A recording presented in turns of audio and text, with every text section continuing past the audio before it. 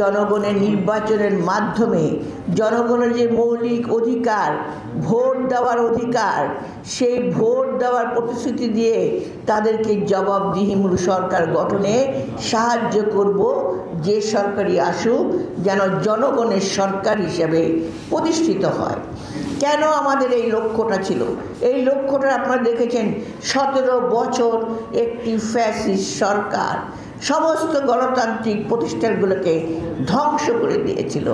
তারপরে আপনারা দেখেছেন সেই শহীদ জিয়া, সেই তখন বাকশাল প্রতিষ্ঠিত হওয়ার পরে এক বহুদলীয় গণতন্ত্র প্রতিষ্ঠা করেছিলেন শহীদ জিয়া। দেশের নেত্রী বেগম খালেদা জিয়া তারপরেও যখন আবার স্বৈরাচারের আগমন হয়, সেই সময় দেশের নেত্রী বেগম খালেদা জিয়া তিনি সেই গণতন্ত্রকে আবার প্রাতিষ্ঠানিক রূপ দিয়েছিলেন। তারপরে আবারও গণতন্ত্র ধ্বংস করে একটি ফ্যাসিস্ট সরকার সমস্ত গণতান্ত্রিক প্রতিষ্ঠানকে ধ্বংস করে বাংলাদেশের মানুষের বুকের রক্ত চুষে তাদেরকে নিপীড়ন করে তারা ক্ষমতায় থাকার চেষ্টা করেছে।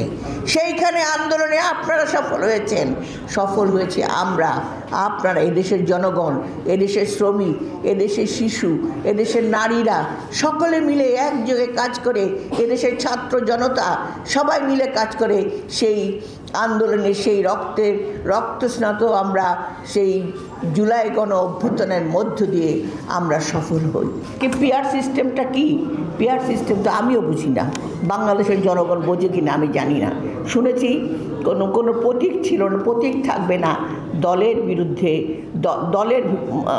দলকে ভোট দেবে। আমি জনগণ, আমি যদি আমার ভোটের অধিকার, আমি যদি আমার পছন্দ মতো লোককে ভোট দিতে না পারি, তবে সেই ভোট আমি কেন দেব? আমার তো ভোটের অধিকার রইল না।